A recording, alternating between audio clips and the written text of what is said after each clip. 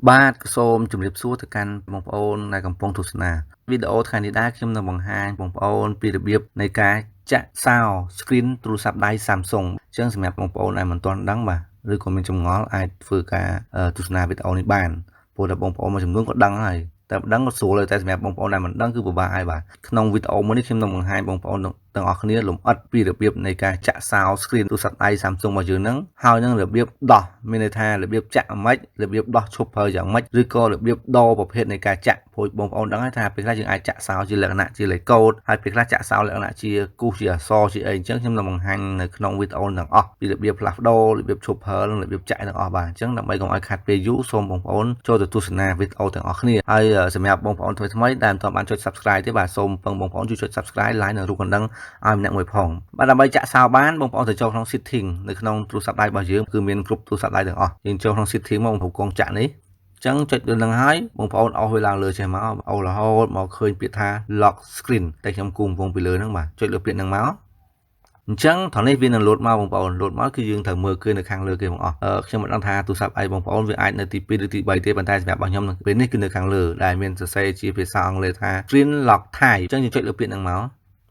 ពេលយើងចុចចូលមកវាមាន4ជម្រើសជម្រើសទី1មានន័យថាយើងអត់ចាក់ទេពេលយើងធ្វើការដោះឲ្យយើងកវិសមកខ្វាច់មកគឺដោះបានហើយសម្រាប់ទី2គឺយើងធ្វើការចាក់ដោយលក្ខណៈគូសជាអក្សរយើងសរសេរជាអក្សរមានថាជាអក្សរ S អក្សរ Z សញ្ញាផ្កាយសញ្ញាអីហ្នឹងបាទទី2ហ្នឹងហើយទី3នេះគឺយើងដាក់លេខកូដគឺដាក់តែលេខទេមានថាដាក់លេខ4ខ្ទង់ទៅហើយយើងដោះគឺយើងប្រើលេខហ្នឹងដែរហ្នឹងសម្រាប់ទី3ហើយសម្រាប់ទី4ដែលមានពាក្យថា password ហ្នឹងគឺគេឲ្យយើងដាក់ទាំងលេខដាក់ទាំងអក្សរមានថាចូលគ្ន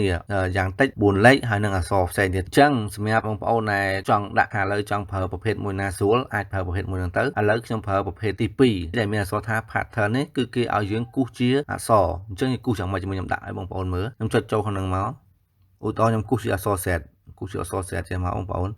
ចឹងបើបងប្អូនអត់ឃើញវីដេអូគូសអក្សរ Z ទេប្រហែលជាខ្ញុំត្រូវដាក់រូបជាអក្សរ Z ឲ្យបងប្អូនមើលចឹងណាចឹងពេលយើងគូសជាអក្សរ Z ហើយយើងបន្លែងដៃពេលបន្លែងដៃហើយគេឲ្យយើងចុចលើពាក្យថា continue ថងនេះគេឲ្យយើងដាក់ម្ដងទៀតចឹងយើងគូសអក្សរ Z ម្ដងទៀតសូមបញ្ជាក់បងប្អូនថាទី1យើងដាក់មិនទី2គឺត្រូវដាក់ចឹងដែរបានវាឲ្យចឹងយើងដាក់អក្សរ Z ម្ដងទៀតមកហើយចុចលើពាក្យថា confirm មក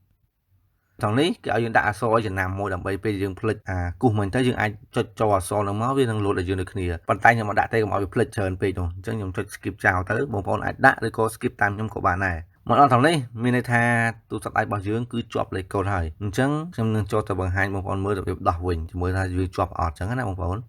បាទជាមួយខ្ញុំចុចថយក្រោយអស់ចេញមកអញ្ចឹងខ្ញុំចូលក្នុង setting វិញចូល setting ហើយយើងអស់ឡើងលើមកយើងចូលកន្លែង lock screen មិញមកបាទបន្តមកទៀតនេះបងប្អូនមើលអាខាងលើគេនេះគេដាក់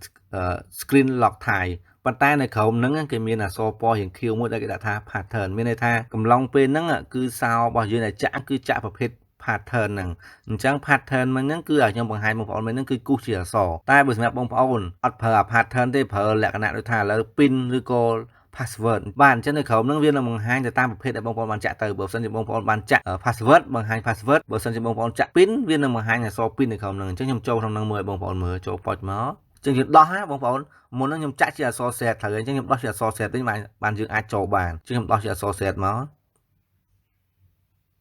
នេះបងប្អូនឃើញទេវាថយក្រោយមកឲ្យយើងអញ្ចឹងសំនេះវាលោតឲ្យវិញហើយបងកាលណាយើងចាក់អីយើងដោះហ្នឹងអញ្ចឹងនឹងត្រឡប់ថយក្រោយមក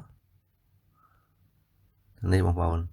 ចឹងមានថារបស់យើងនឹងចាក់អានឹងហើយណាអញ្ចឹងមកដល់ចំណុចក្នុងនេះខ្ញុំនឹងបង្ហាញបងប្អូនមួយទៀតពីរបៀបដោះវាវិញមានន័យថាយើងឈប់ប្រើទាំងអស់ឈប់ប្រើលេខកូដហ្នឹងហើយព្រោះបងប្អូនខ្លះគាត់ប្រើហើយអត់ចេះដោះវិញមិនដឹងដោះមិនដើម្បីឈប់ប្រើអាហ្នឹងបានអញ្ចឹងណាចេះតែចាក់សោចេញចាក់សោចូលតែបើរបៀបដោះឈប់ប្រើមកប្រហែលជាអាចអត់ដឹងអញ្ចឹងពេលខ្លះអញ្ចឹងខ្ញុំនឹងបង្ហាញបងប្អូនក្នុងហ្នឹងរបៀបឈប់ប្រើតែហ្មងចុចលើ setting មកបង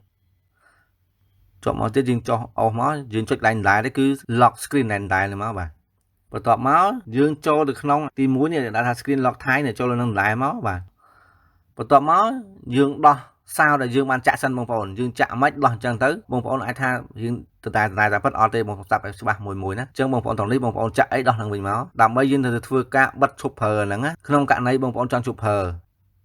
អញ្ចឹងយើងដោះបានបងប្អូនក្នុងនេះយើងដោះបានគ្រាន់តែថាយើងដោះសោចូលទៅក្នុងទូរស័ព្ទយើងប្រើប្រាស់បានទេប៉ុន្តែមិនមែនមានន័យថាយើងដោះឈប់ប្រើលេខកូដហ្នឹងទេឬក៏ប្រភេទនៃការចាក់សោទេដើម្បីចង់ឈប់ប្រើបានពេលដែលមកដល់ត្រង់នេះពេលដែលបងប្អូនចូលក្នុងscreen lock ថៃនឹងមកបងប្អូនចង់ឈប់ប្រើទាំងអស់គឺបងប្អូនអាចចុចលើពាក្យថាណាន់នេះខាងក្រោមគេនេះទី5ហ្នឹងបាទរាប់ពីលើមកទី5នៅពាក្យថាណាន់ហ្នឹងយើងចុចលើពាក្យថាណាន់ហ្នឹងមកនៅពេលយើងចុចពាក្យថាណាន់មកមានន័យថាទូរស័ព្ទដៃរបស់យើងហ្នឹងគឺលែងមានការចាក់សោការពារទូរស័ព្ទដៃហ្នឹងហើយគឺយើងចូលប្រើ direct បានលែងប្រើសោលែងប្រើលេខកូដលែងប្រើអីទាំងអស់ហើយបន្ទាប់ពីយើងចុចលើពាក្យណាន់មកហើយបងប្អូនថាមិនដឹងថាឈប់ក្នុងវីដេអូខ្ញុំអាចបង្ហាញបងប្អូនបាននេះអាកន្លែងខាងលើគេដែរហ្នឹងដែលវាតែងតែបង្ហាញឲ្យយើងដឹងថាតើយើងប្រើជាមួយប្រភេទសោមួយណាហ្នឹងវាបង្ហាញឲ្យក្នុងនេះមុនដំបូងអា Chrome Screen Lock ថៃវាបង្ហាញថា pattern ប៉ុន្តែពេលនេះគឺវាដាក់ថាណាន់អញ្ចឹងណាន់ហ្នឹងគឺមានន័យថាអត់ជាប់សោទេបងប្អូនបាទអត់ជាប់សោទាំងអស់យើងត្រឡប់ទៅក្រោយមកហើយយើងអាចចូលទៅធម្មតាបន្ទាប់ពីយើងបិទ screen alert ទៅយើងបើកមកវិញវាលែងជាប់សោដែលយើងចាក់ដូចមុនទៀតហើយដោយសារយើងបានដោះហើយយើងចុចពាក្យថាណាន់អញ្ចឹងអាកន្លែងថាណាន់ហ្នឹងគឺយើងដោះសោនឹងចេញហើយអញ្ចឹងពេលដែលយើងចូលមកពេលខ្លះបងប្អូនកុំឆ្ងល់ដល់ពេលយើងបិទ screen ហើយបើកមកវិញភ្លឺយើងអត់ដោះសោមិនប៉ុន្តែយើងត្រូវការឲ្យយើងកវាសបន្តិចទូរស័ព្ទខ្លះឲ្យយើងកវាសមកខ្វាច់ទៅដើម្បីឲ្យយើងបើក screen ណាអញ្ចឹងវាអត់មានជាលេខកូដអីគ្រាន់តែមកកវាសហ្នឹងយើងកវាសទៅខាងណាកវាសទៅវានឹងដោះឲ្យយើងប្រើធម្មតាហើយបាទសម្រាប់វីដេអូហ្នឹងបងប្អូនមើលទៅត្រង់ណាថានៅតែឆ្ងល់នៅអាច comment សួរនៅខាងក្រោមវីដេអូបានបាទខ្ញុំឆ្លើយតបទៅកាន់បងប្អូនទាំងអស់គ្នាព្រោះចំណុចខ្លះខ្ញុំព្យាយាមបញ្យល់បងប្អូនឲ្យច្បាស់ហើយតែបើថានៅតែមិនច្បាស់ទេបងប្អូនអាច comment សួរនៅខាងក្រោមវីដេអូបានហើយសម្រាប់បងប្អូនថ្មីមិនទាន់បានចុច subscribe like និងរូបកណ្ដឹងទេសូមចុច subscribe like និងរូបកណ្ដឹងឲ្យបងប្អូនម្នាក់មួយផងបាទអញ្ចឹងវីដេអូហ្នឹងសូមចប់ដំណឹងហើយបាទសូមអរគុណសូមជម្រាបលា